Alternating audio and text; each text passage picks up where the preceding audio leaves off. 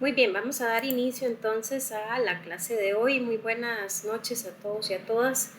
Es un placer nuevamente estar por acá para hacerles partícipes de pues la temática correspondiente a esta semana número 2. Recordarles que estamos en el módulo 3 sobre fundamentos de la industria médica. Y para hoy vamos a entrar de lleno pues con unos temitas bastante interesantes sobre manejo de documentos, entre otros. Antes de iniciar, de pronto no sé si alguien tenga alguna consulta o algún comentario acerca de la semana pasada, y si no, pues arrancamos de lleno.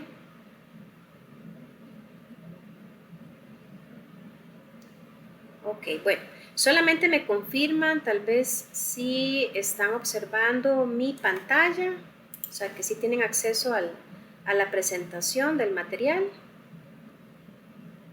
Don Alfieri creo que levantó la mano, adelante.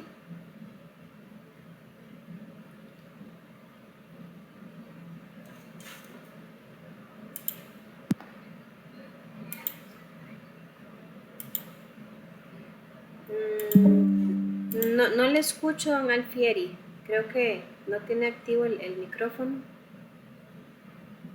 Ahora sí, ajá, ahora sí. Hola. Ajá.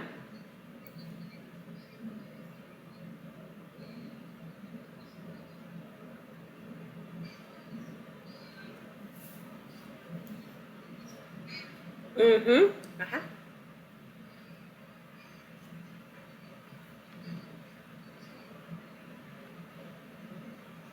Ajá. Correcto.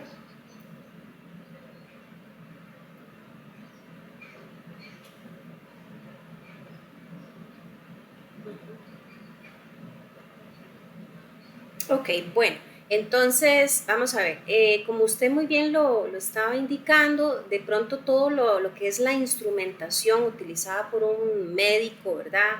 Por un especialista en medicina a la hora de hacer algún tipo de procedimiento, algún tratamiento, alguna cirugía, todos esos implementos que utiliza son equipos médicos. El dispositivo médico más bien viene a ser ese producto o ese artículo que, por ejemplo, puede ser desde una mascarilla, que no necesariamente va a ser utilizada solo por un doctor, sino por todos los colaboradores, ¿verdad?, en el área de salud. Dispositivo médico también puede ser todos esos elementos que se construyen o que se confeccionan para darle un tratamiento a la salud. Por ejemplo, puede ser ay, se me fue el nombre, qué pena. Eh, Déjenme ver si me acuerdo del nombre. Estos aparatos que se utilizan, por ejemplo, para colocarlos en el corazón, ¿verdad? Cuando una válvula falla en el corazón propiamente, eh, ese mismo, gracias, el marcapaso. Ajá. Entonces, el dispositivo, como trata de decirlo en sí, el concepto era un dispositivo, es un elemento, un aparato que va a estar utilizado directamente para mejorar la salud de la persona o para proteger a la persona. Mientras que el equipo médico son esos instrumentos que se van a utilizar para facilitar algún procedimiento, llámese quirúrgico, digamos a grandes rasgos. No sé si tal vez con esa idea le aclaro, don Alfieri. Sí. Ah, bueno, excelente, excelente. Con todo gusto. ¿Alguien más con alguna otra consultita o algún comentario sobre la temática de la clase pasada?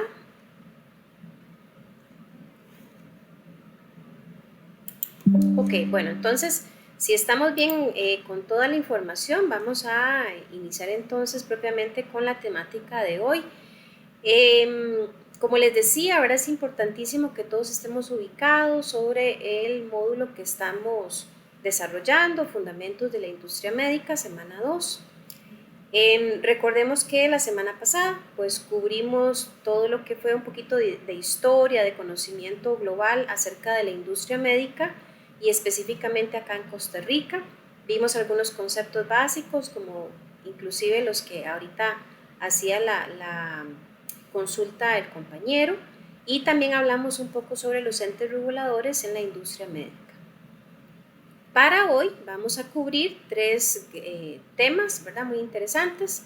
El primer temita sería el manejo de documentos oficiales, esto a nivel de industria, a nivel del área, digamos, de producción, de confección de algún producto en industria médica, y también documentos que por supuesto van a ser utilizados por el personal de calidad, ¿verdad? Llámese supervisores, inspectores, entre otros. También vamos a cubrir un temita de excelencia operacional y también el tema de auditoría. Entonces empecemos con documentos, ¿verdad? O registros oficiales. Vamos a conocer un poco acerca de qué significa esto, ¿verdad? Entonces, ¿qué es un documento o qué es un registro oficial? Vamos a decir que es todo procedimiento, especificación, plano, formulario formulario, ¿verdad? Que se utilice para la manufactura de un producto.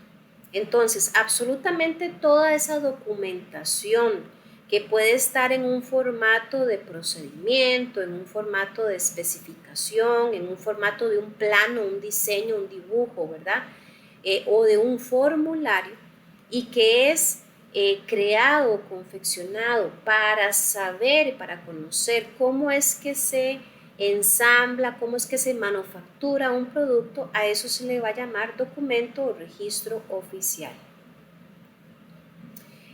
Generalmente, ¿verdad? Los documentos, pues al momento de estar en manos de un colaborador, llamémosle específicamente en el área de calidad, ¿verdad? Un inspector, un supervisor, es importante que conozcamos manejos o recomendaciones claves y básicas para un adecuado manejo de estos documentos. Y de las cosas más relevantes es que toda la documentación que se utilice en planta, ¿verdad? O en labor de campo, siempre va a tener que estar identificada con el nombre, firma o fecha de quién la utilizó, de quién la completó, la rellenó, ¿verdad? Entonces, cuando hablamos propiamente de la firma, ¿cómo van a firmar? Bueno, ustedes no me dejan mentir, hoy por hoy, pues la mayoría de las personas ahí, y me disculpan el término, ¿verdad? Usamos la chayotera. ¿Qué es la chayotera? Bueno, esos garabatos, esas rayillas, esas líneas que utilizamos y que llamamos como firma cuando vamos a hacer constar que estamos recibiendo algo, que vamos a entregar algo, pues uno firma, y la mayoría de las personas, repito, utiliza unos garabatos, ¿verdad? Algunas están acostumbradas a utilizar como firma su nombre bien legible y completo, que igualmente es válido. Pero en documentos oficiales, la firma sí o sí tiene que cumplir con especificaciones como las que vemos en pantalla. La firma tiene que tener la inicial del nombre, el apellido completo y la inicial del segundo apellido si es necesario. Y aquí vean que si es necesario está entre paréntesis. ¿Por qué? Vamos a suponer el siguiente escenario. Si en el departamento solo hay 2 colaboradores, en el departamento de calidad solo hay 2 colaboradores, y por decirles algo, uno se llama Pedro Pérez y el otro colaborador es María Martínez.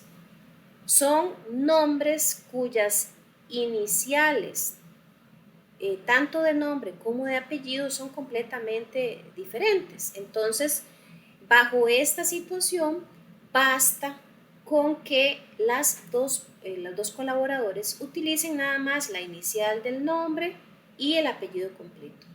¿Qué pasa si más bien y por esas casualidades de la vida los dos colaboradores tienen la misma inicial en el nombre, el mismo primer apellido? Entonces ahí sí va a ser necesario hacer la salvedad del segundo apellido. Ya sería bajo escenarios, ¿verdad? Muy extraordinarios, que hasta inclusive el segundo apellido sea el mismo. Pero la recomendación, ¿verdad? Que es, por así decirlo, el estándar es seguir estas particularidades. Ahora, cuando hablamos de firma, entonces vamos a respetar esto, no vamos a utilizar esos garabatillos o esa chayotera, ¿verdad? Que les mencionaba antes, comúnmente utilizada, sino que aquí vamos a respetar este formato. Con respecto a la fecha, que esto jamás se puede olvidar, siempre que vayamos a completar un formulario, vayamos a rellenar algún informe, esto estoy hablándolo a mano, ¿verdad? Siempre vamos a colocar la fecha a la par de la firma.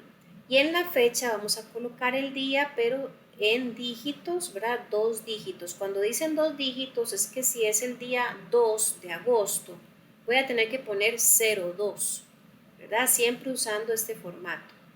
El mes, se van a colocar las primeras 3 letras del mes, y el año se colocan generalmente los 2 últimos dígitos del año. Esto es algo estandarizado. En un momentito vamos a ver unos ejemplos de esto para que quede más clarito. Pero entonces estemos claros de que todo documento oficial va a tener que estar identificado con la firma y la fecha de la persona que lo utilizó, que lo completó, que lo rellenó. Ahora, hay elementos o hay situaciones que también debemos conocer para no caer en errores. Y según el estándar, no se permiten varias cositas. De hecho, esta es la primera diapositiva donde vamos a ver algunos aspectos prohibidos. Hay otros más que vamos a ver a continuación. Pero vamos a empezar por el uso de corrector, ¿verdad? Está prohibido el uso de corrector.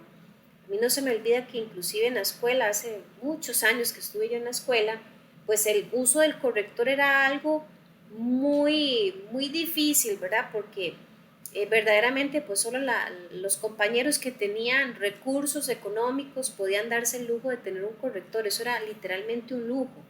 Hoy por hoy yo creo y me atrevo a decir que la gran mayoría de estudiantes tienen acceso a un corrector. No digo todos, pero sí una gran mayoría. Y lamentablemente, aunque inclusive en el colegio se les dice a los estudiantes, mire, evitemos el uso del corrector porque después se hace una costumbre, un mal hábito, y cuando llegamos a las empresas queremos seguir repitiendo este mal hábito, ahí sí van a haber problemitas, ¿verdad? Porque la documentación jamás se puede ver con tachones de corrector. No se puede borrar. Ahora más adelante vamos a ver qué pasa entonces si me equivoco, pero la norma dice que no podemos borrar. De hecho, pues se usa, inclusive me estoy adelantando, pero hay que utilizar lapicero, ¿verdad? Aquí no se acostumbra a usar lápiz, como viene aquí en el punto 4. No se utiliza lápiz, no se puede sobreescribir, como si yo quisiera, por ejemplo, recalcar algo, o como si yo intentara cubrir un error, ¿verdad? Entonces el sobreescribir también es algo no permitido. Firmar un documento por otra persona, eso jamás de los jamases, ¿verdad? Que un compañero, no sé, nos diga, mira, fíjate que se me olvidó firmar el formulario y si me devuelvo a la oficina me deja el bus, haceme un favor, ¿por qué no me firmas? Poner ahí nada más las letras de mi nombre, vos sabes cómo es. No, o sea, qué pena que se le vaya el bus, o si deja el documento sin firmar, entonces que asuma las consecuencias, pero jamás firmar por otra persona. Documentar la información antes o mucho tiempo después de realizar una operación. Eso tampoco está permitido. Voy a hacer un ejemplo para que este último punto quede claro.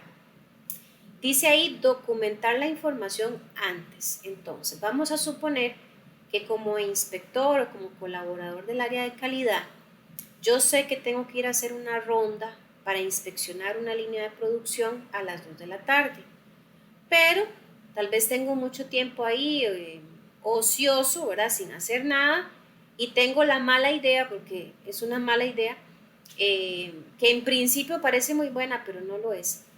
Agarrar un formulario que yo sé que voy a tener que utilizar a las 2 de la tarde cuando haga la inspección, y a las 10 de la mañana me pongo a adelantar el trabajo, entre comillas, y me pongo a rellenar ese formulario, según yo, repito, para adelantar el trabajo. ¿Qué pasa? Que al yo anticiparme, yo puedo estar cometiendo errores de omisión o más bien de eh, ingreso de información de sobra. ¿Qué pasa? Yo me llevo ese formulario que rellené anticipadamente, me presento a las 2 de la tarde y empiezo a recabar la información, los datos, y me percato de que de ahí, por error, llené de más, coloqué un dato que no tenía que haber puesto, y entonces ahí estoy incurriendo en errores. La contraparte de esta misma línea dice, o mucho tiempo después de realizar una operación.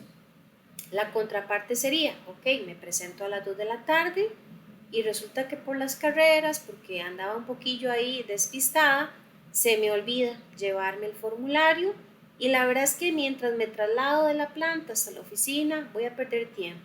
Ay, voy a confiar en mi memoria, no voy a, eh, no voy a preocuparme, ¿verdad?, por el rellenado, sino que según yo voy a acordarme de todos los detalles, eh, a pura memoria, hago mi labor de campo y cuando finalizo me voy para la oficina, y resulta que llegando a la oficina donde está el formulario que tengo que rellenar, casualmente, no sé, me llaman a una reunión, etcétera, pasan mil eventos, ¿verdad?, con los que yo no contaba, y empiezo a demorarme en el llenado de la información.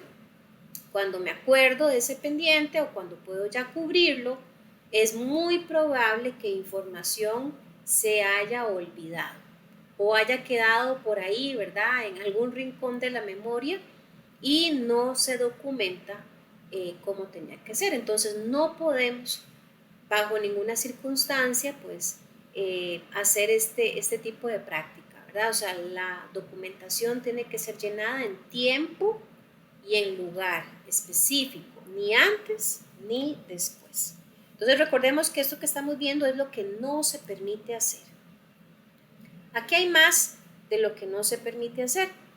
Usar flechas o algún tipo de ayuda, vea que ayuda viene entre comillas, ayuda, llamémosle algún tipo de simbologías, ¿verdad? Que yo antojadizamente me invento para, según yo, hacer aclaraciones en el documento. Ya vamos a ver cómo es que se hacen las notas, pero no es con flechas, ni con simbologías, ni con caritas ahí felices, no con estrellitas o con corazoncitos. Eso no se permite en la documentación, porque recordemos que es algo formal. Nunca se va a documentar en borrador. Aquí me voy a detener también. Que por ejemplo yo me lleve el formulario y tal vez empiezo a rellenarlo con muy mala letra, empiezo a hacer muchos tachones o muchas omisiones, y digo, no importa, este va a ser un borrador, cuando llego a la oficina lo voy a pasar en limpio. No, eso no se puede hacer. El documento que se utiliza tal cual es el que se va a registrar, el que se va a documentar, el que se va a guardar. No puede ser usado como un borrador.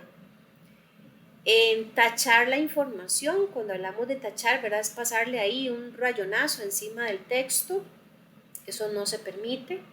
Desechar registros con errores o deteriorados, tampoco. Y aquí también voy a rescatar un par de ideas, ¿verdad? Siempre la documentación, al ser oficial de alguna manera, o más bien de muchas maneras, es legal.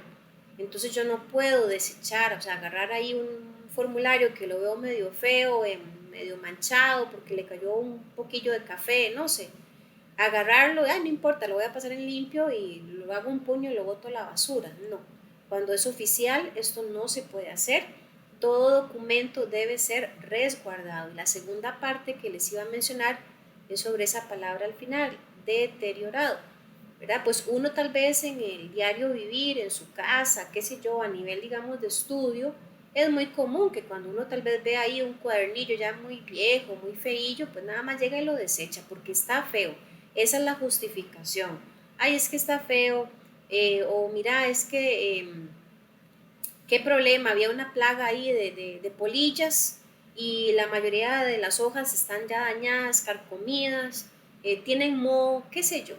Entonces, ni siquiera bajo situaciones, digamos, de deterioro, se tiene que desechar la documentación. Eh, pues para esto, obviamente, se recomienda que haya un buen respaldo, un buen almacenamiento, ¿verdad?, de los documentos, precisamente para evitar el tema de plagas, el tema de humedad, el tema de algún tipo de afectación, ¿verdad?, por las condiciones ambientales. Sí tiene que haber un esfuerzo por esta salvaguarda de los documentos, precisamente pues para que no se deterioren. Y en muchos casos, algunas empresas optan inclusive por trabajar, obviamente, en lugar de papel, trabajarlo en digital. Y pues así es menos probable, ¿verdad?, el asunto del deterioro, pero también tiene que haber un resguardo para que de ser digital no se vaya a perder, no se vaya a borrar, etcétera. Hasta acá, ¿verdad? Vea que vimos varios puntitos sobre lo que no está permitido hacer en el manejo de documentos. ¿Hay alguna pregunta? ¿Vamos bien? Bueno, asumo que sí. Vamos a ver ahora sobre lo que sí está permitido hacer.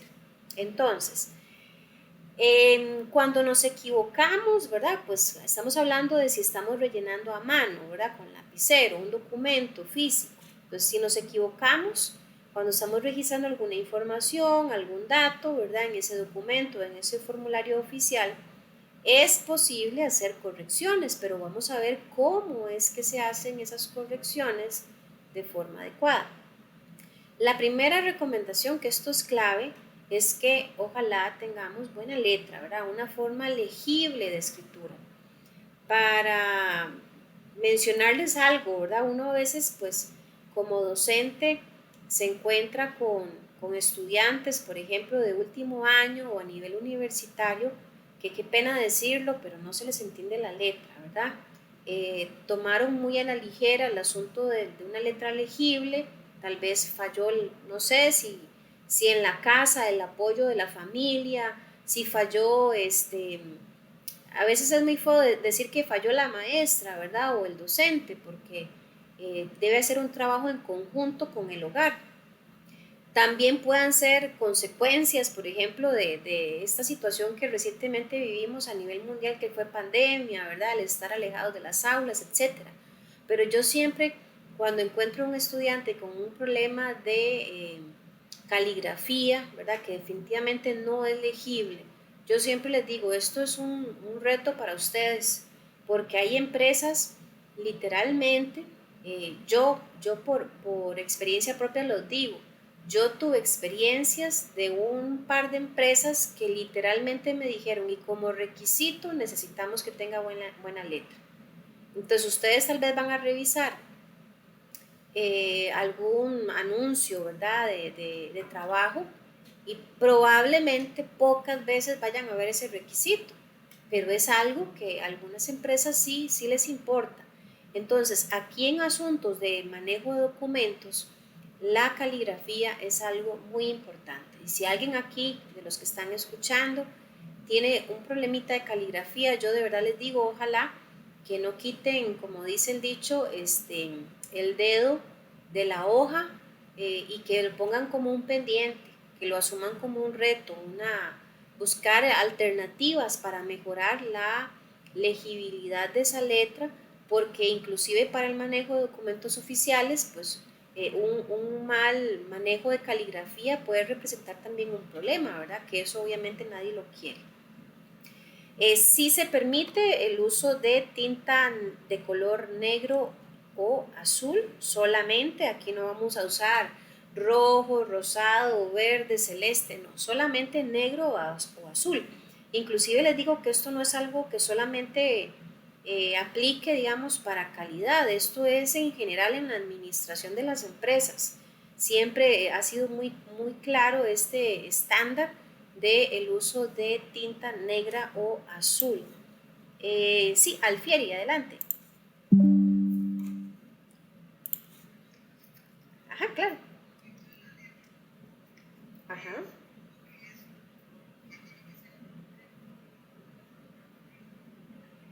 Mm, no, vieras que es indiferente porque, digamos, yo he tenido colaboradores que tienen igualmente manuscrita y es completamente legible.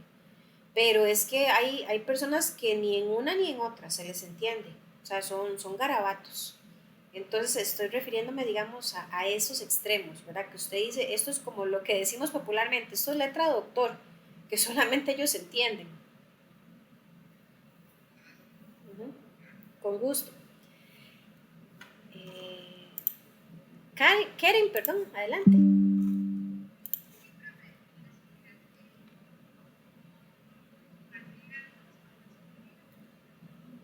Claro, adelante.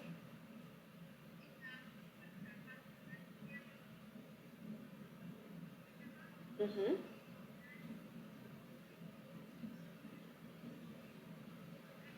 ujú.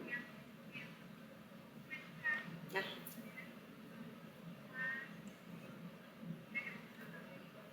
ajá,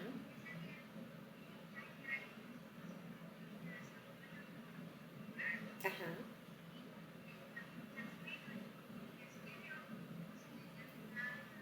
Ujú,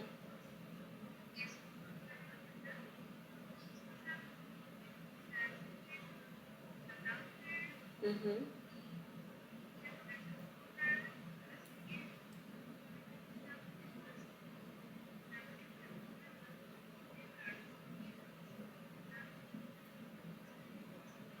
ujú.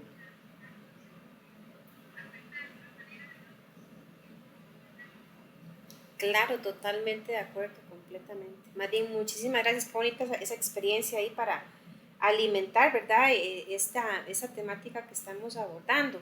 Inclusive se los pongo así, a ver, cuando hablamos de escribir, tal vez específicamente usar letras nada más, ¿verdad? Que de pronto una T, ¿verdad? La letra T la vayamos a confundir con una L, que una letra M la vayamos a confundir con una N, que una letra O, dependiendo de la escritura, uno no sepa si es una Q o una P. Entonces, allí, ¿verdad? Casi que nos podríamos poner eh, a inventar o a tratar de imaginarnos, ¿verdad?, qué era lo que estaba escribiendo la persona. Pero imaginémonos por un momento y qué pasa cuando son códigos, donde hay números, ¿verdad? En donde si una persona, que esto ocurre muchísimo, escribe el 7 y uno no sabe si es un 7 o es un uno, cuántos errores, cuántas situaciones que pueden representar algo muy serio se pueden dar por un problema de que no le estamos dando ese valor, esa importancia a la letra, ¿verdad? A la legibilidad de esa escritura que estamos haciendo. Entonces, sí, definitivamente es algo a lo que hay que ponerle atención, ¿verdad? Para las personas que tal vez tengan esta pequeña debilidad. Las debilidades pues son para identificarlas y trabajar en ellas y convertirlas más bien en una fortaleza, ¿verdad? Y no simplemente decir, ah, no, yo estoy muy viejo, ya yo no voy a aprender, ya no voy a cambiar mi letra a estas alturas, ya para qué, ¿no? Tengamos cuidado. A veces un detalle tan pequeño que parece insignificante puede ser algo que represente eh, una situación, ¿verdad?, que lamentar. Y ese no es el punto. Muy bien. Otra situación, o más bien otra condición que sí es permitida es pasar una línea simple sobre la información errónea. Antes les decía, dentro de lo que no es permitido era tachar, ¿verdad? Y cuando hablamos de tachar, ahora vamos a ver unos ejemplos. Hablo de que si yo tenía que escribir, por ejemplo, junio, y por error escribí agosto, que yo venga y tache, ¿verdad? Ese nombre del mes y quiera casi que cubrir la totalidad de esa palabra con tinta. Eso no se permite. Lo que se debe hacer, si me equivoco, es pasar una sola línea sobre el error, una sola. Añadir la información correcta, o sea que si yo quiero hacer una corrección, entonces paso la línea simple sobre la parte que está errónea y a la par vamos a añadir la información correcta. Y a la par de esa información correcta, tenemos que colocar las iniciales y la fecha del día en que se hizo esa corrección. Absolutamente todo tiene que estar documentado, inclusive las correcciones. Ya vamos a ver un ejemplo. Veámoslo acá. Entonces, acá tenemos, ¿verdad? Dos situaciones. La primera situación, quiero que vean estas dos líneas, ¿verdad? Que tenemos en primera instancia, en donde estamos, o yo espero que ustedes lo puedan observar, puede hacerlo un poquito más grande tal vez, por acá. Se escribe por error, ¿verdad? Estos números. En la primera línea, por ejemplo, dice SOP-024. Y quien lo escribe se da cuenta de que es un error, entonces lo correcto es pasar esta línea simple, horizontal, sobre todo el elemento. Ojo acá. Aquí no vamos a tachar solamente el 24, que es el error, porque vean que a la derecha se está escribiendo lo correcto. Acá se invirtieron los números. Alguien escribió 24 y era 42. Se tiene que tachar todo, ¿verdad? Esto puede ser un código, por ejemplo. Entonces se tacha todo y se corrige a la par como tenía que verse. Abajo tenemos un ejemplo muy parecido, ¿verdad? En donde se invierten los números, se puso 0.50, pero era 0.05. Se tacha entonces con una línea simple, se escribe a la derecha lo correcto. Esta corrección no está completa. Ahorita vamos a ver un ejemplo completito, ¿verdad? Porque de acuerdo a lo que yo acabo de leer, todavía nos falta poner las iniciales de la firma y la fecha, pero aquí solamente queremos o quiero cubrir la forma correcta en cómo se tiene que corregir, ¿verdad? En primera instancia. Acá tenemos otra situación y esa situación es sobre el poco espacio. Veamos este cuadrito, ¿verdad? Que tenemos acá, en donde son 3 columnas y por error se escribió GBB y era, como viene aquí abajo, GBB, o sea, se invierten las letras.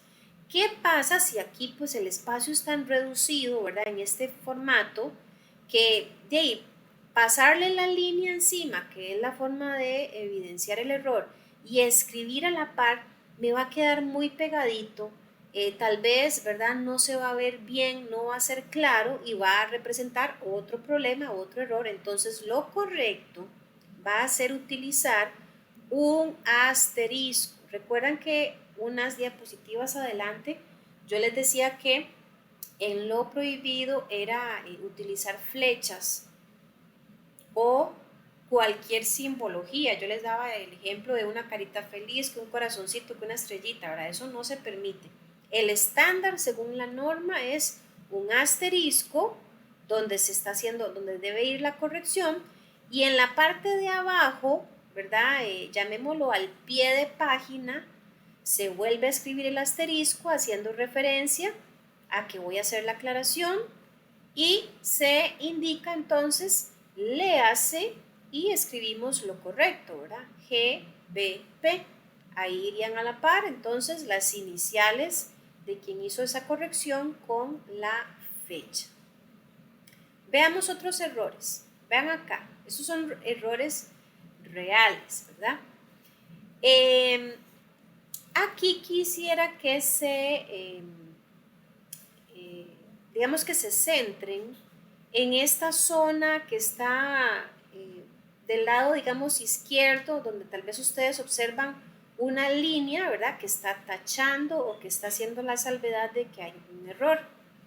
Aquí lo correcto es entonces colocar la información idónea. Aquí inclusive para mi gusto, aunque esa letra es en buena teoría legible, ¿verdad? Podría ser algo mejor, pero bueno, ahí se escribieron, ¿verdad?, unas letras que no eran las idóneas, y lo correcto entonces a un lado es colocar la firma, ¿verdad? Esto que tenemos acá, no sé si lo observan en la última columna, son las iniciales de la persona que hace la corrección y la fecha. Ahí dice 23 de abril, aunque ustedes no lo crean. Y las iniciales dicen JOM. Entonces, errores más comunes es hacer las correcciones sin colocar las iniciales de la fecha, ¿verdad? Que alguien diga, mira, voy a corregir y se le olvida poner ese detalle.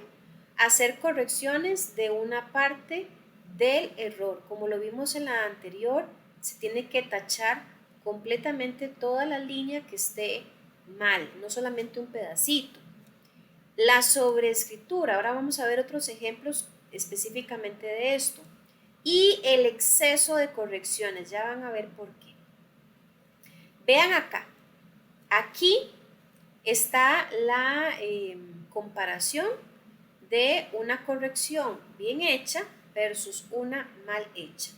En la que está bien hecha, que fue la que acabamos de ver, aquí se hace la línea trazada sobre el error y en la parte de arriba, como aquí había espacio, se escribe lo correcto y se añade a la derecha firma y fecha. Lo incorrecto que vemos en la parte de abajo es que se tachó el error, se corrigió, pero nadie puso firma ni fecha, así que no sabemos quién hizo eso.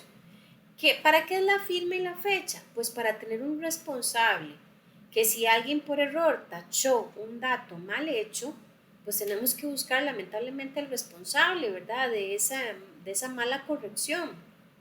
Y sin firma y fecha eso sería imposible de averiguar. Veamos otros errores. Vamos a ver lo correcto versus lo incorrecto.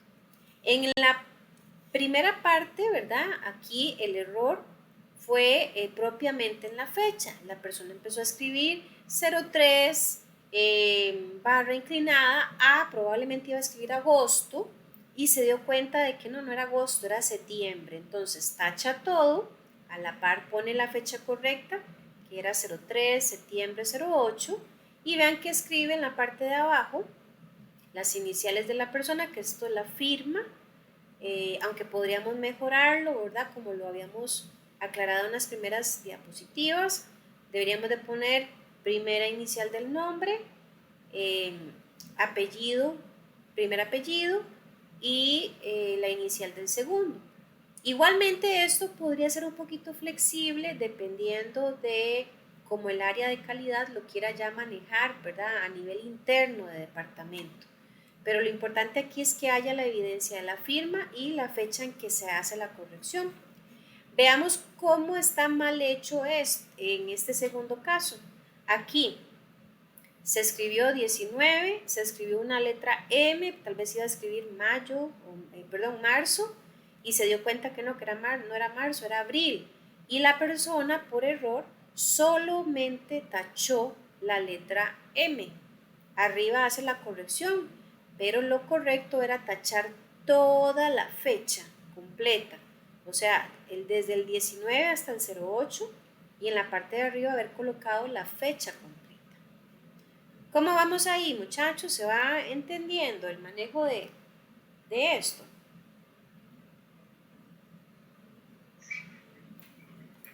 Ok, perfecto, gracias. Gracias, compañera. Bien, veamos más errores. Sobreescritura. Si ustedes observan ahí, voy a hacerlo un poquito más grande, tal vez para que se aprecie mejor. momentito. Sobre escritura, vean que a simple vista se ven ahí por lo menos 4 cuadrantes donde la letra se ve más oscurita, como más negrita. Eso es sobre escritura, o sea, la persona vino, escribió y volvió a escribir encima. Entonces, ¿por qué esto no es correcto? Bueno, puede interpretarse desde que quise tapar un error, en lugar de hacer la corrección, no, mejor le paso otra vez el lapicero y escribí un 9, pero era un 8, ahí le hago la bolita abajo del 9, entonces subrayo, ¿verdad? O sobrescribo todo. Entonces no es permitido porque da esa sensación de que la persona quiso tapar, encubrir, maquillar algo, ¿verdad? Entonces esto no es permitido.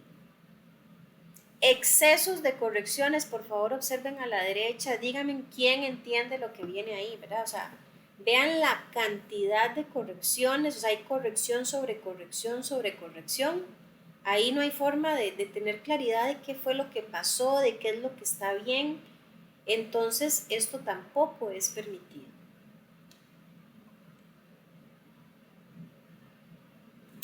Otras cositas que están permitidas, ¿verdad?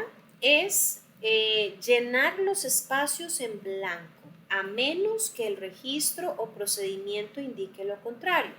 En algunos formularios, ¿verdad? Puede ser que a nivel interno se nos indique, mire, ningún formulario, ningún espacio puede quedar en blanco, todo tiene que estar rellenado, por ejemplo. En caso de que eso sea permitido o que más bien nos dan la instrucción de que todo tiene que estar rellenado, se puede utilizar las iniciales NA, que significa no aplica. Cuando queremos hacer referencia de que ese espacio del formulario no hizo falta rellenarlo, pero tampoco lo podemos dejar en blanco. ¿Por qué no lo puedo dejar en blanco? Porque cualquier persona tendría acceso a ese espacio y a escribir, ¿verdad?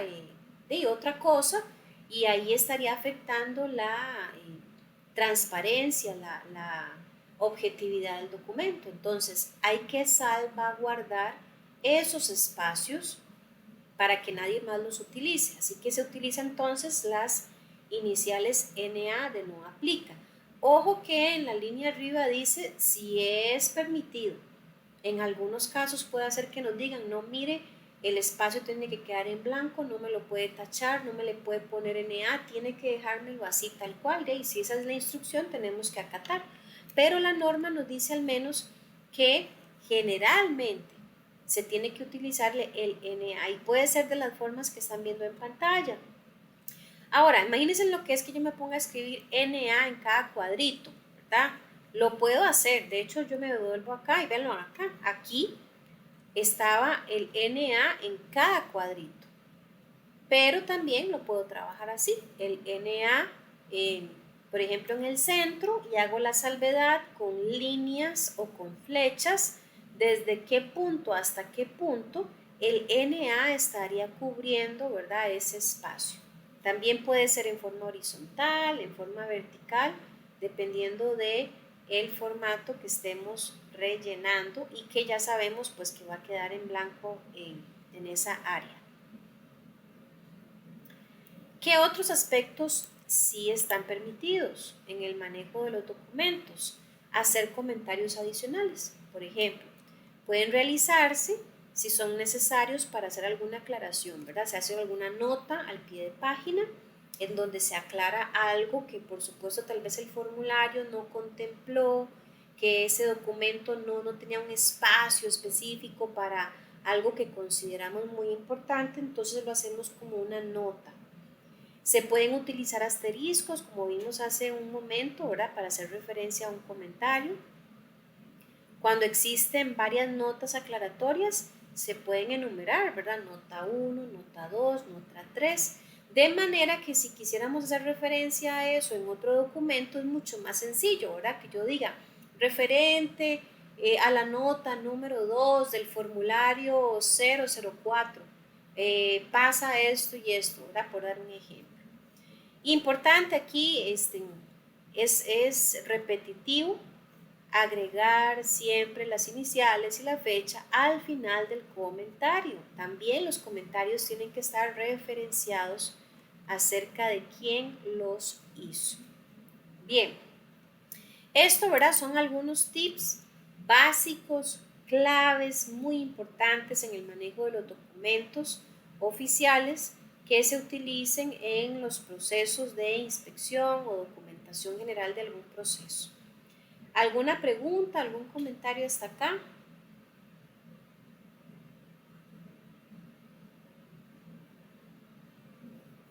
Ok, bueno, como les dije al inicio de la clase, ¿verdad? Teníamos 3 temáticas. Esta primera temática que era el manejo de documentos oficiales, y vamos a ir a la segunda temática que es el de excelencia operacional. Vamos a ver qué es eso. Bueno, la excelencia operacional es una filosofía de liderazgo, ¿verdad? Y que consiste en trabajo en equipo y resolución de problemas. Entonces, entendamos que la excelencia operacional, al ser una filosofía, es algo que debe estar o que se debe fomentar como una cultura organizacional, algo que debe ser informado, algo que debe ser desarrollado en todas las personas involucradas, ¿verdad?, en cada departamento.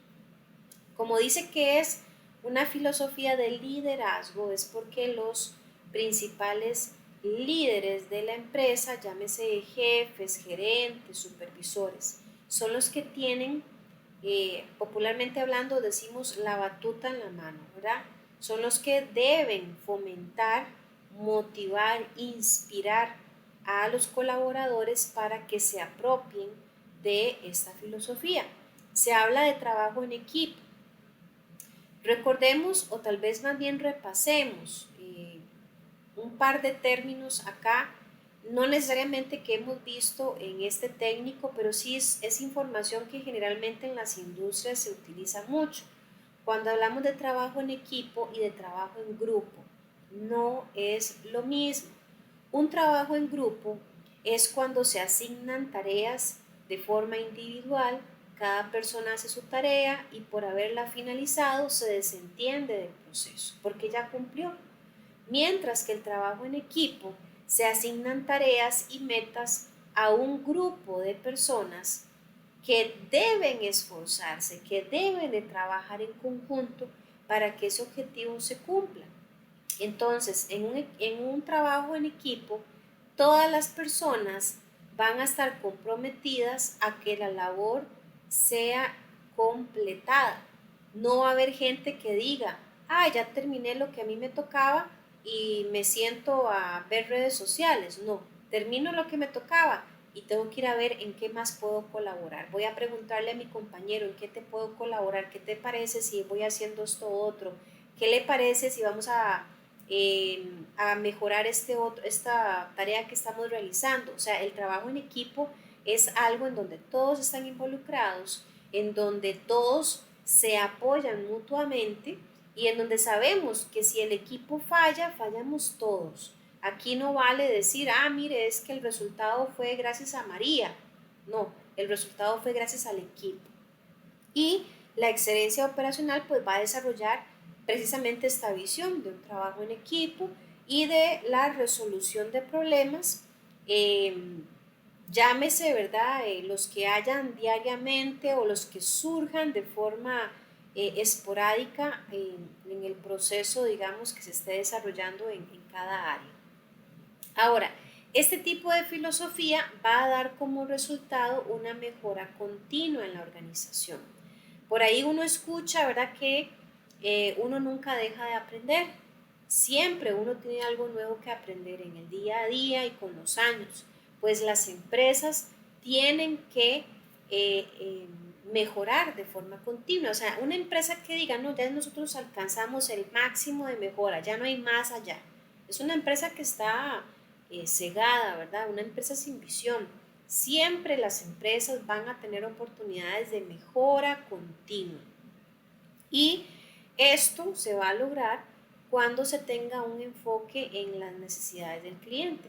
Yo recuerdo que una vez un profesor nos decía, cuando yo estaba estudiando en la universidad, que las empresas muchas veces creen que ya todo fue inventado. Bueno, no las empresas, las personas, el cliente, los usuarios, a veces creen que ya todo fue inventado.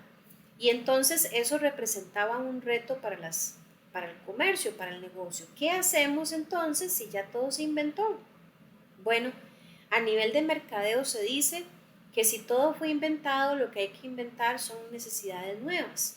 Y precisamente pues las industrias tienen que pensar en eso, en conocer quién es mi cliente, cuáles son sus necesidades, enfocarme en esas necesidades y trabajar en darles una solución, una alternativa que obviamente responda de forma eficiente a esa necesidad. Aquí la excelencia operacional además va a tomar en cuenta a los empleados y lo que es el empowerment. El empowerment, ¿verdad? Es potenciar o darle poder a la voz del empleado. Empoderar a un empleado y decirle lo que usted opina, lo que usted piensa, lo que usted ha creído o ha ideado como solución tiene valor para nosotros. Me parece que en algún momento lo he dicho, cuando un colaborador siente que tiene voz en la empresa, o sea que con toda confianza puede ir donde un jefe y decirle, jefe, vieras que tengo una idea. Puede ir con toda confianza y decir, vieras que se me ocurrió hacer esto. Y es escuchado, es un colaborador, ¿verdad? Que definitivamente va a sentirse a gusto con su trabajo, va a estar muchísimo más determinado a hacer su trabajo con excelencia y definitivamente es un colaborador que va a estar motivado. Entonces, la excelencia operacional trabaja bastantes variables, ¿verdad? Como las que he mencionado, trabajo en equipo, resolución de problemas, conocer las necesidades del cliente, desarrollar el empowerment, que es el empoderamiento del empleado, y por supuesto, como último elemento, no menos importante, optimizar los procesos, ¿verdad? O sea, es mejorarlos, perfeccionarlos y entender que nunca van a llegar a un límite o a un estancamiento, sino que la empresa tiene como gran reto desarrollar esas mejoras continuas y esas optimizaciones en todos los procesos que va a generar. Hay 5 elementos, ¿verdad?, claves de la excelencia operacional o operativa. La primera es la calidad del producto o servicio. Las empresas tienen que ser capaces de hacer las cosas bien, ¿verdad? Una empresa que diga, hagamos cualquier cosa a ver qué sale, pues obviamente no está comprometida ni tiene la filosofía de la excelencia operativa. Una empresa con excelencia operativa va a decir, vamos a hacer las cosas bien desde el primer momento, desde la primera vez. La rapidez es otro elemento de la excelencia operativa. Y la rapidez va a hacer referencia no a hacer las cosas, a ver, para darme a entender, de forma acelerada y mal, no.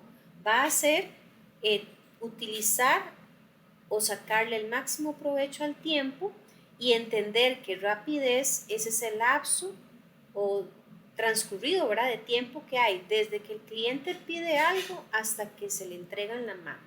Entonces, ¿cuáles son esos niveles de rapidez?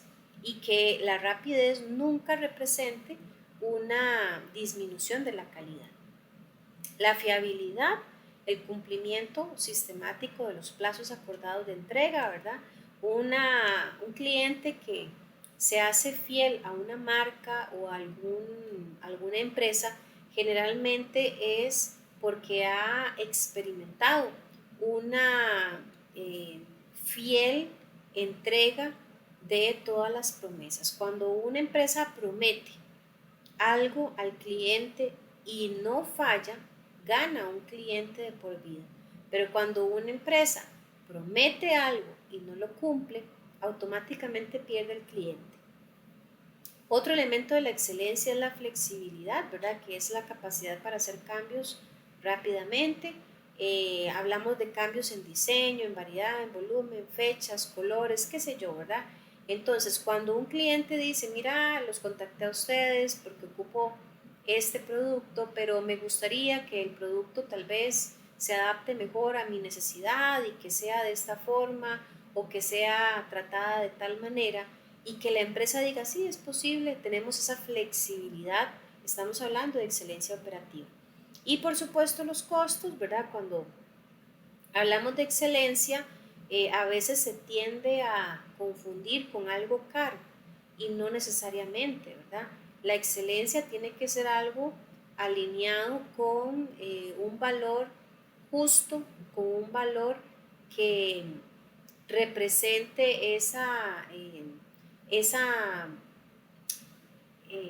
¿cómo decirlo? Esa entrega, ¿verdad? Que tiene el negocio con el cliente. Entonces, los costos siempre va a ser un temita muy particular para todas las empresas. Las empresas siempre van a buscar minimizar costos, ¿verdad? Entre menos o menor sea el costo, pues más rentabilidad puede tener el negocio. Y precisamente en lograr encontrar esa balanza, ese equilibrio de dar un buen producto, un producto de excelencia, con rapidez, con calidad, con fiabilidad, con flexibilidad, sin que esto haga que el precio o el costo más bien se eleve abruptamente, pues está trabajando con excelencia operativa. Ese era el segundo temita, son temitas bastante cortitos, ¿verdad? Muy sencillitos. El último tema que íbamos a abordar, o que vamos a abordar más bien, son las auditorías. Vamos a ver un poquito sobre conceptos, tipos de auditorías y pues cuál es la importancia en sí de las auditorías. Las auditorías, por supuesto, verán todo lo que es la gestión de los procesos productivos en las industrias. Vamos a empezar primero por saber qué es auditoría. Bueno, la auditoría es un proceso sistemático. Y quiero detenerme aquí. Proceso es una serie de pasos, ¿verdad? Sistemático es porque esos pasos tienen que llevarse a cabo en un orden específico. No me puedo brincar ninguno, no puedo eliminar ninguno, no puedo hacer eh, no puedo desarrollarlo en un orden a mi antojo, sino que tengo que hacerlo de forma sistemática. Entonces, la auditoría es un proceso, o sea, es una serie de pasos sistemáticos, son independientes y muy importante, referente a la temática de hoy, es documentada. La auditoría en la parte de documentación se tiene que ver desde dos puntos de vista.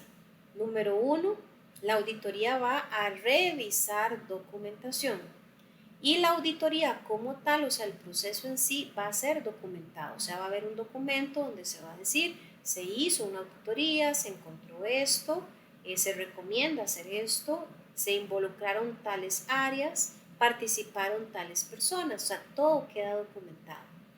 En sí la auditoría, ¿verdad? ¿Para qué se hace? Pues para evidenciar, obtener evidencias, evaluar de forma objetiva algún proceso, evaluar una empresa, evaluar un departamento, en fin, la auditoría tiene como fin eso, evaluar, o sea, va a empezar a escarbar, a buscar evidencia, a encontrar información, va a analizarla, va a verificarla, va a comprobar que todo lo que está escrito se está cumpliendo o no.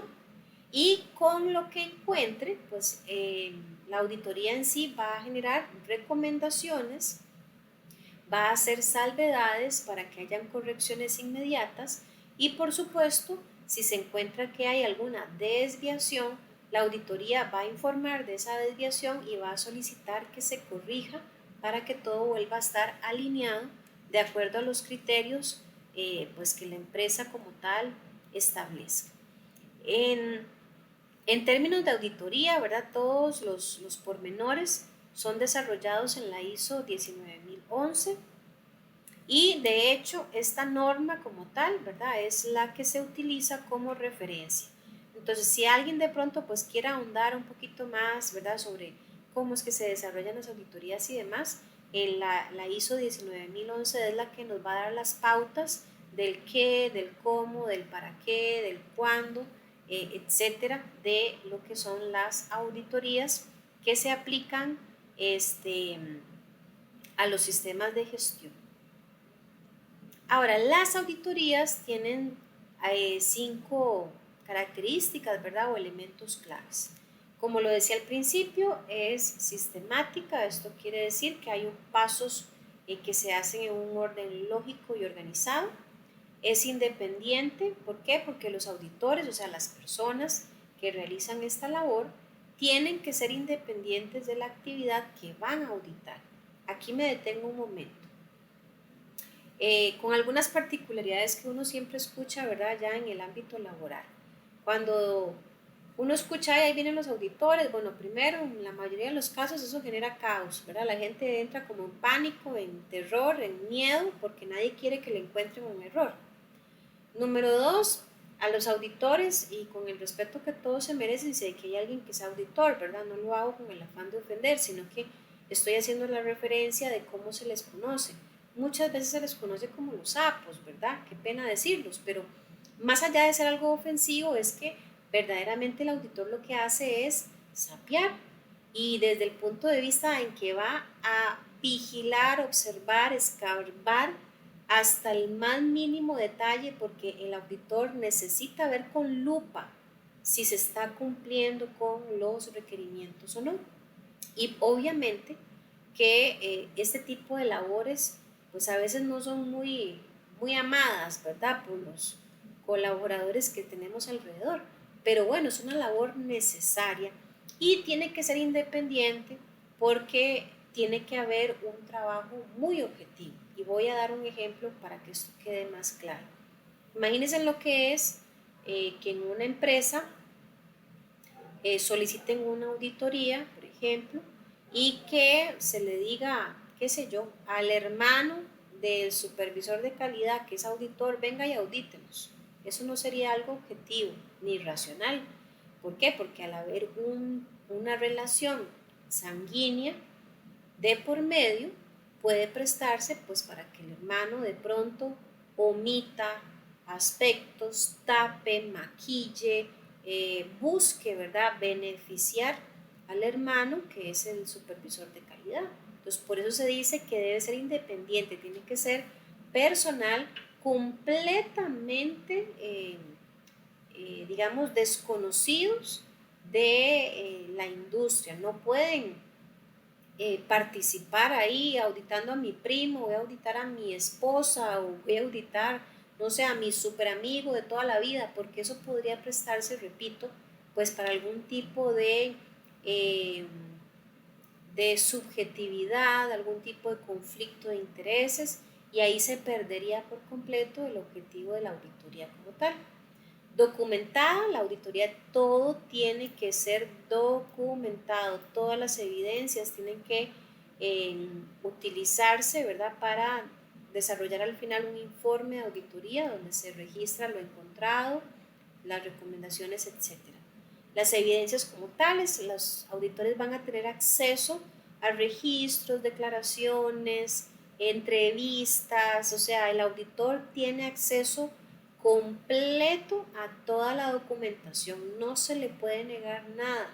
En el momento en que se le niegue un documento, eso simplemente es una alerta de que se quiere ocultar información eh, que tal vez, ¿verdad?, represente un problema pues para la empresa. Y la auditoría viene siendo, veámoslo así, como una radiografía que se le hace al negocio. Repito, las auditorías pueden hacérseles a las organizaciones por completo, se le puede hacer tal vez solamente a un departamento o 2 departamentos, o se le puede aplicar a un proceso específico. Criterios de auditoría, pues aquí obviamente los auditores van a utilizar políticas, procedimientos, requisitos, tienen que conocerlos al dedillo para poder decir esto está bien, esto está mal, esto puede mejorar, esto hay que cambiarlo, ¿verdad? No van a llegar a inventar. Ellos previamente pues tienen que conocer de toda la información para que puedan generar criterios fiables y criterios que tengan un sustento legal. ¿Por qué necesitamos auditar? Bueno, una auditoría, ¿verdad?, que es bien hecha, va a ser, como les decía antes, una radiografía o un escáner. Va a sacar a la luz todo. Y por eso a veces genera ese temor, ese miedo, ese estrés. Cuando dicen mañana hay auditoría y bueno, las empresas a veces se vuelven locas. Más los jefes, cuando saben que tal vez si encuentran un error por ahí muy complejo, empiezan pues a haber despidos, ¿verdad? Masivos, precisamente porque la auditoría llega a sacar toda la ropa sucia, como decimos popularmente. La auditoría además permite conocer el desempeño del sistema, proporciona información real sobre lo que puede estar ocurriendo y esto va a ayudar a que se tomen decisiones y además puede eliminar ideas preconcebidas o información sesgada. Cuando por ejemplo se dice, ay, es que en ese departamento perdonando la expresión, ahí hay muchos chorizos, ahí hay muchas cosas este, muy raras, ahí se dan situaciones extrañas, ahí todo lo tapan, ahí todo está corrupto, eso, ¿verdad? Son ideas preconcebidas. Entonces, la auditoría tiene que llegar y esclarecer qué es lo que verdaderamente está pasando. Hay tipos de auditoría. Tenemos la auditoría interna, la externa y la auditoría de la auditoría, que es la auditoría externa certificadora. Vamos a ir viendo en este cuadrito de izquierda a derecha. Tenemos la auditoría interna. Bueno, vean, les voy a decir así de forma muy resumida. Muchas empresas tienen su propio departamento de auditoría y esto es muy común y muy normal.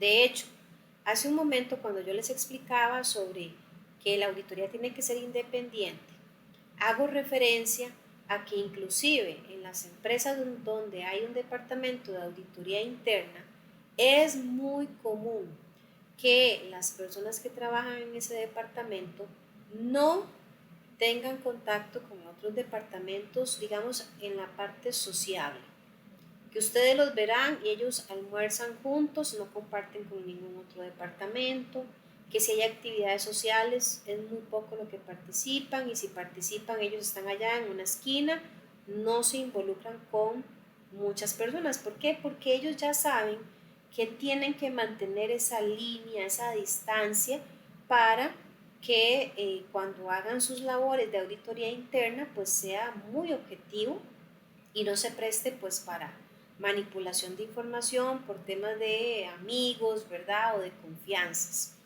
La auditoría interna, entonces repito, es un departamento que pertenece a la misma empresa y que esporádicamente hace auditorías. La auditoría interna, igual como lo vimos hace un momento, tiene las mismas funciones o las mismas actividades y básicamente es como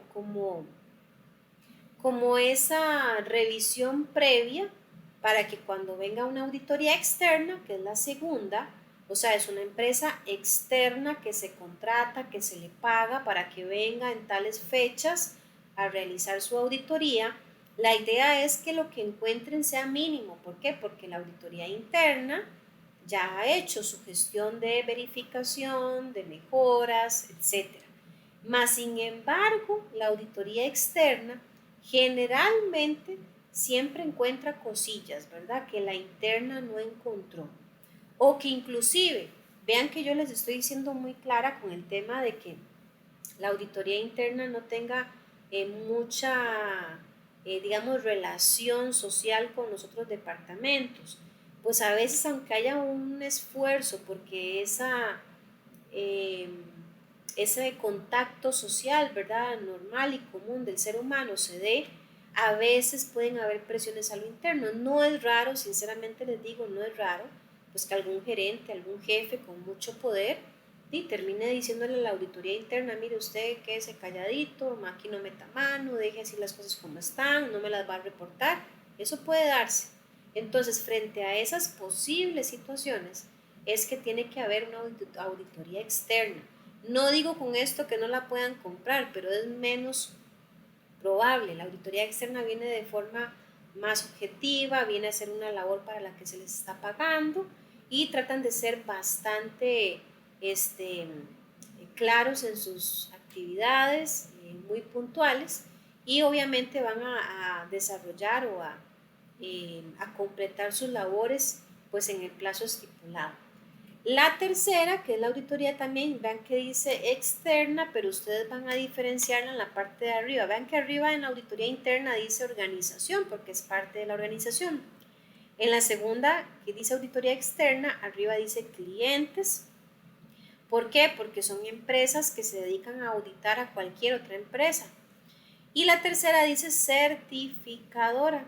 Estas lo que hacen es certificar a las eh, auditorías externas de clientes, ¿verdad? Porque yo no es que voy a ponerme ahí a buscar en el internet y voy a contratar a cualquier empresa de auditoría externa. La primera que me aparezca, no tengo que verificar si es una empresa bien conformada, pues que tenga clientes, que tenga experiencia y que esté certificada para hacer auditorías. Entonces, de hecho existen auditorías externas certificadoras, ¿verdad?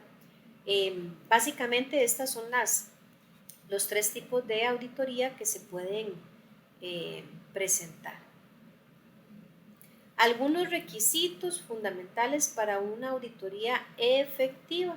Bueno, tiene que haber apoyo de la dirección. Si el jefe, si el presidente dice, no, mire, yo no tengo tiempo, estoy de vacaciones, háganlo ustedes solos, pues ahí no hay un apoyo de la dirección, así que no sería eficiente o efectivo más bien el trabajo de la auditoría.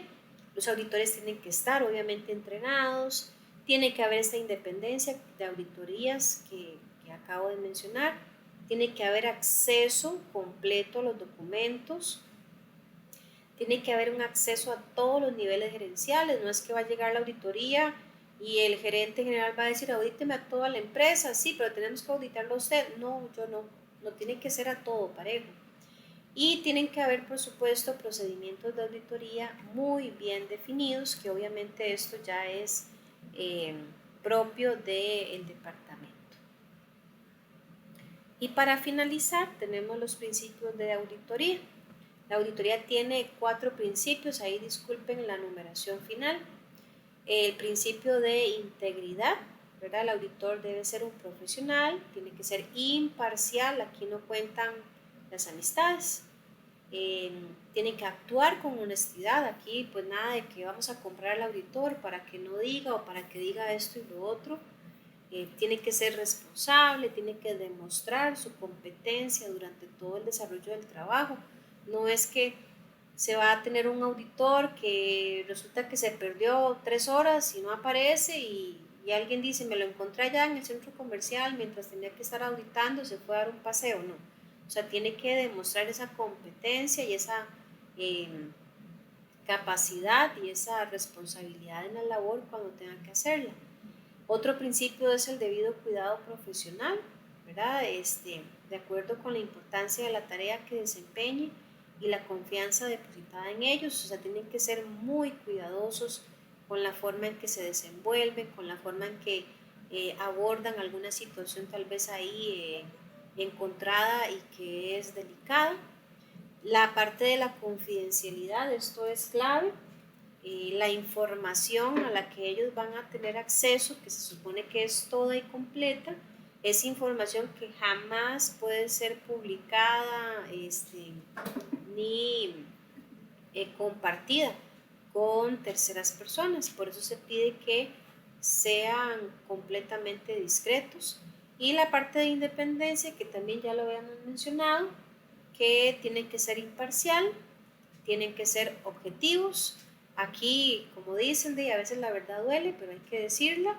Y generalmente cuando ellos finalizan su labor, van a generar un informe de auditoría, un documento formal, un documento oficial, donde se van a colocar todos los detalles y generalmente van a dar conclusiones de lo que se encontró, de lo que evidenciaron, para que la empresa y los altos mandos pues tomen las medidas correctivas y obviamente todo esto es en función de esa excelencia operacional que hablábamos hace un rato, ¿verdad? La auditoría lo que va a venir es a afinar, a mejorar, a corregir, a alinear eso que se salió tal vez de los parámetros para que la empresa verdaderamente esté gestionando esa excelencia operacional y de esta manera pues los clientes obviamente se sientan más a gusto con empresas que están eh, muy comprometidas con la excelencia y la mejora continua. Así que eso, ¿verdad? Básicamente es lo que teníamos para abordar hoy. No sé si alguien tal vez tenga alguna consultita, alguna o algún comentario al respecto de la temática de hoy.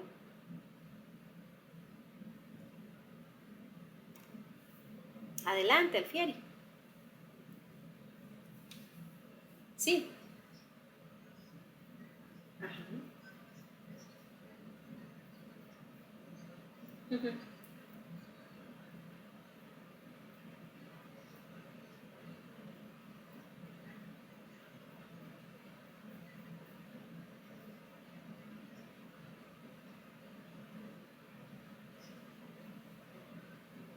Uh-huh. Ok, sí.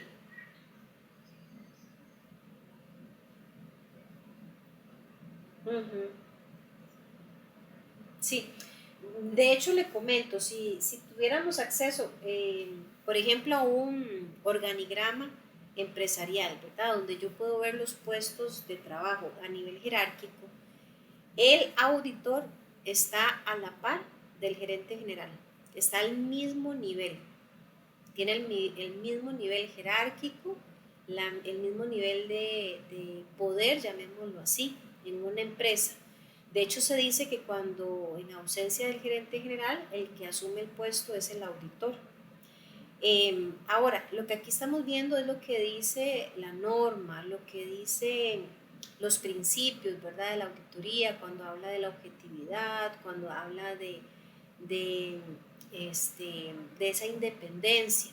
Pero tenemos que ser muy claros en que en la práctica, lamentablemente es común, ¿verdad? Que un gerente y simplemente se ponga de acuerdo con un auditor y diga, no, hasta aquí llega usted, aquí no me toque esto, aquí no me toque lo otro, o tal vez inclusive ya cuando se entregan los informes de auditoría por parte de una auditoría externa, donde tal vez se evidencia algo que pueda poner en riesgo, llamémoslo así, la cabeza del gerente, si no hay alguien por encima del gerente, eso nada más lo archivan y ahí quedó el asunto.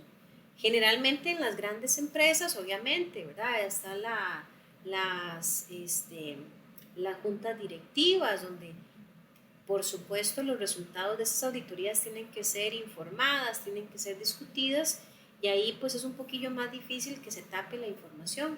Pero, repito, estamos hablando de lo que sugiere, de lo que recomienda, de cuál sería la forma idónea, correcta, ¿verdad? De hacer estas labores, pero en la práctica de que va a haber en algunos casos mano sucia, va a haber mano sucia, ¿verdad?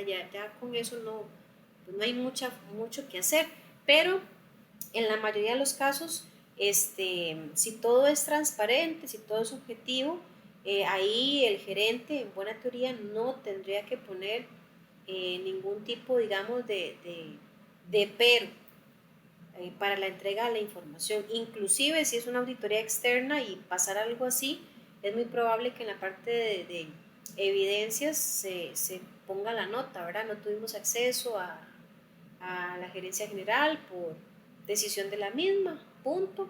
Ahí lo que hagan los que estén por encima de la gerencia general, pues sabrán qué hacer con ese particular, ¿verdad? Si tal vez es de mutuo acuerdo o si más bien va a representar pues una investigación del por qué no se dio acceso a esa información o a esa área propiamente de la empresa.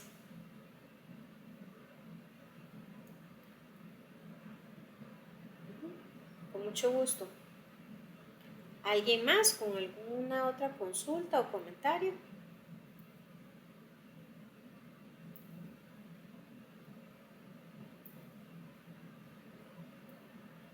Ok. Denme un segundito porque por acá tenía yo déjenme ver, perdón, para no adelantarme. Tengo un videíto cortito de excelencia operacional. Entonces voy a comentarles lo siguiente. Ahí en el material de la clase, ustedes, aquí lo tengo. Ustedes van a encontrar una pequeña tarea. Para hoy hay una pequeña tareita y es sobre ese particular de excelencia operacional. La tarea se las voy a proyectar un momentito. Me confirman si están viendo ahí la ventana que dice tarea, análisis del video de excelencia operacional. Ok, perfecto. Bueno, vean, yo les voy a activar esta tarea, todavía no está activa. Si la se ponen a buscarla en este instante, no les va a aparecer. En un momentito les aparece. Esta tarea es un videito de 3 minutos, muy cortito, ustedes lo van a ver y de ese video van a responder estas 4 preguntas que tenemos en pantalla y que voy a leer a continuación. Ustedes van a indicarme cuál es el tema central del video. Como pregunta 2, ¿cuál es la diferencia entre excelencia y excelencia operacional? Como punto 3, van a indicarme, van a citar y a explicar las características de la excelencia operacional. Y como punto 4, van a explicar con sus palabras cuál es la importancia de la excelencia operacional en la industria médica. Entonces, esta tareita, ¿verdad? Bien sencillita, ya les digo, como el video es muy cortito, la idea es que la puedan desarrollar y como siempre, ¿verdad? Es una semanita de tiempo, pero pues para esos casos excepcionales que por A o por B no pueden cumplir con el plazo, recordemos que estamos en semana 2, siempre y cuando no se pasen, ¿verdad? De la semana 4, que es cuando ya finaliza el módulo, podemos hacer entrega de la tarea. ¿Alguien tiene alguna pregunta sobre la tarea?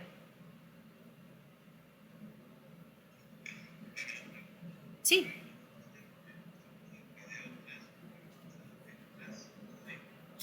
No, pero están en blanco. Por error ahí los activé, pero tengo que borrarlos porque no tienen ningún material. No, correcto, todavía no. Como de hecho estamos grabando todavía, entonces todavía no les va a aparecer. Con gusto. ¿Alguna preguntita, muchachos y muchachas, sobre esta tarea? ¿Estamos claros con la dinámica? Ok, excelente. Entonces, si estamos conforme con toda la clase de hoy, sería todo por hoy. Agradecerles el tiempo, ¿verdad? Y recordarles que siempre el mecanismo para contactarme, por favor, es correo electrónico, no WhatsApp. Y estamos entonces en contacto. Dios mediante, la próxima semana nos volvemos a ver. Muy buenas noches. Con gusto, hasta luego. Hasta luego, con gusto. Buenas noches.